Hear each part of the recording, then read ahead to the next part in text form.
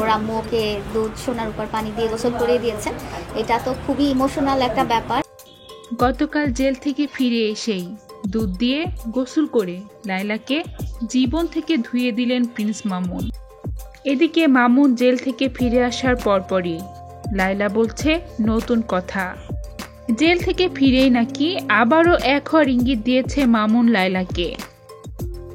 মামুনের মা মামুনকে দুধ দিয়ে গোসল করানোর পর মামুনের বোন ফুলের মালা পরিয়ে ঘরে ঢুকিয়েছেন।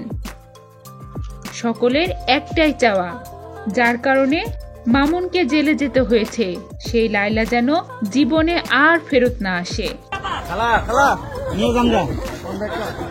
এদিকে লায়লা কি আসলেই পিছন ছেড়েছে মামুনের?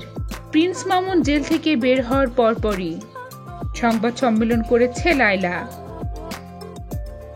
মামুন যতদিন জেলে ছিল সে নাকি এক রাতও ঘুমায়নি, প্রতিদিন যেত জেলখানায়। কিন্তু এই লায়লাই ধর্ষণ মামলা দিয়ে জেলে ঢুকিয়েছিলেন মামুনকে। মামুনের চুল কেটে ফেলেছে জেল থেকে, এর কারণে সেও নাকি তার চুল কেটে ফেলেছে। মামুন জেল থেকে বের হওয়ার পরপরই নিজের কথার ভুল পাল্টে ফেলেছে লায়লা। সে নাকি মামুনকে জেল থেকে ছাড়িয়েও আনতে গিয়েছিল।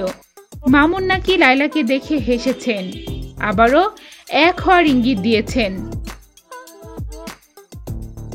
এদের এসব নাটক আর কতদিন চলবে এরা নিজেরাও হয়তো জানে না। শুধু শুধু এদের কারণে ভুগতে হয় ফেসবুকবাসীকে।